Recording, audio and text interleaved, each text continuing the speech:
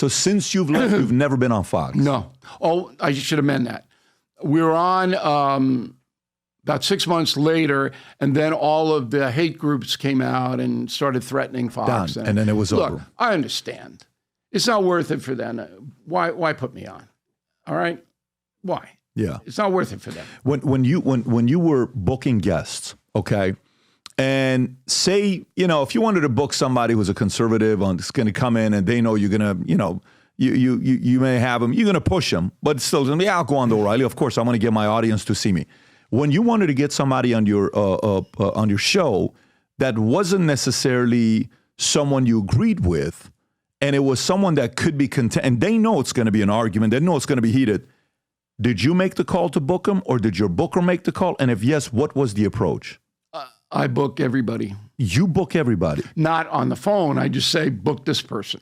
But do you reach out or they reach out to them? I never reach out. I don't know what that means. Okay. I never make a call. Got it. Because so my surrogates, my producers. They would reach out. Yeah, and I'll give you the best example. So Geraldo and I, just you Google O'Reilly Geraldo. Couldn't Made be. for TV. Yeah, couldn't be more opposite. Right. But he's a great guy. And the you want to call it tension or the back and forth, worked. Everybody wanted to see how this is going to come out. And I knew Geraldo forever. And I knew how talented he is to this day, 80 years old. Which I still do segments with him on News Nation. Same thing with Chris Cuomo. All right? I go on every week with Cuomo, and I have to make fun of him because, somebody has to do it. But I like Cuomo. Cuomo is a thinker. And Geraldo's more of a reactor than a thinker, but he's very smart. And they both have tremendous amounts of experience. I never, ever, I wouldn't book haters to this day. If you're a hater, so if you're on Daily Beast or any of these things, you're never coming near me. Why is that? How do you process that? I don't want haters on a show. I don't book haters on the right. Would you say George Will was a hater of you? No, George Will is not a hater. But George Will wasn't being honest about Reagan. And I dressed him down. I had him on the show. And I regret that. That took you guys 5 seconds to get into the fight. I regret that. Why is that? Because they called him a hack. And that was immature and inaccurate on my part. Will is a smart guy. I don't subscribe to the way he goes about practicing journalism because he's far too cozy with certain people, i.e. Nancy and Ronald Reagan. Too cozy. I don't get cozy with these people. I've known Trump 35 years. I wrote an article. I think Trump's mad at me now because when Trump says that people are eating Cocker Spaniels, I go, that's dumb. Okay? They're not eating Cocker Spaniels. You have nothing to back it up. Don't say they're eating Cocker Spaniels. Okay? Did he say Cocker Spaniels? Well, he did. He said dogs and cats. Dogs and cats. But yeah. I like to frame it in a way that... Yeah. And I went, that's crazy. Yeah. So Trump doesn't really like that. All right? But I don't care. I mean, I care because I know Trump for so long, and we've had a lot of interactions. I've gave Trump the hardest interviews he's ever done. All you got to do, again, is Google O'Reilly Trump. You watch that John McCain interview when he said that McCain, I gave it to him. You're talking about the POW, the prisoner? Which one? Yeah. Oh. And he stopped after that. Is this the phone call? He called in, right? That's the one that he called in. No, he didn't call. He was live. Is this the one? Oh, yeah. Oh, yeah. Got it. Yeah. Yeah. But I respect Trump. And because I respect him, people hate me. By extension, if you see anything good about Donald Trump, they hate you.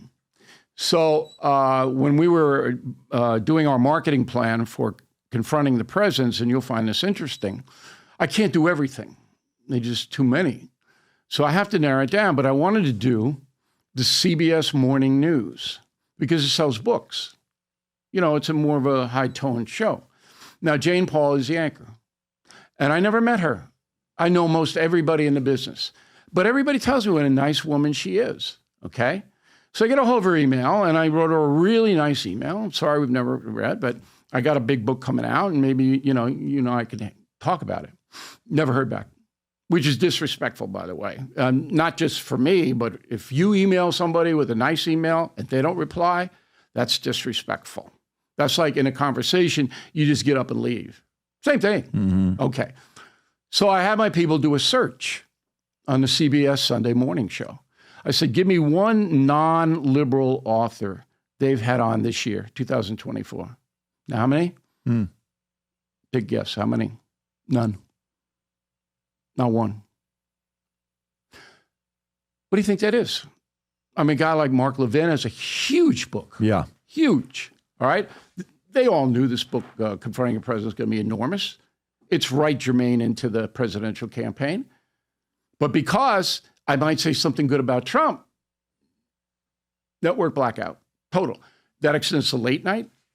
It extends to almost everything. You never see non-liberal journalists, authors, commentators, radio people. Have you seen this level of hate towards a candidate? Like, did Bush have it like this? Oh, no. This is Trump, second most in history. Second most vilified president in history. You know who the first is?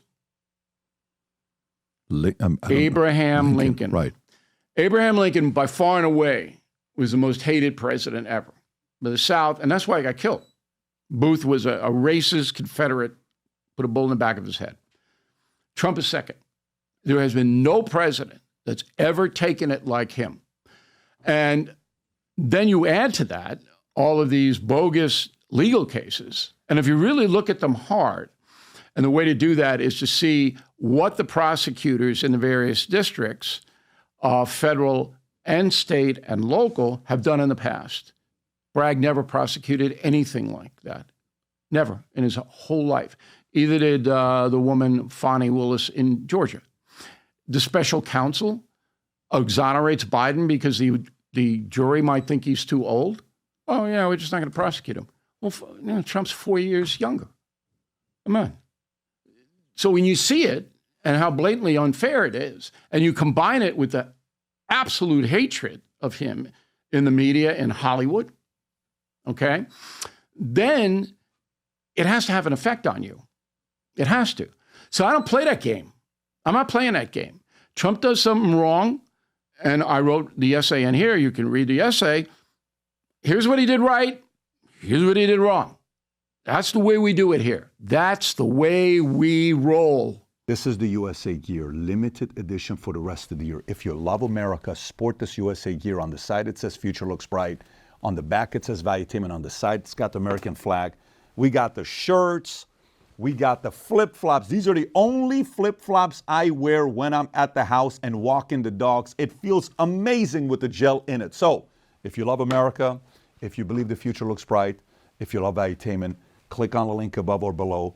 Go wear some of the gear and tag us because we share the pictures on the podcast all the time. So go to vtmerch.com and place your order. So if you like this clip and you want to watch another one, click right here. And if you want to watch the entire podcast, click right here.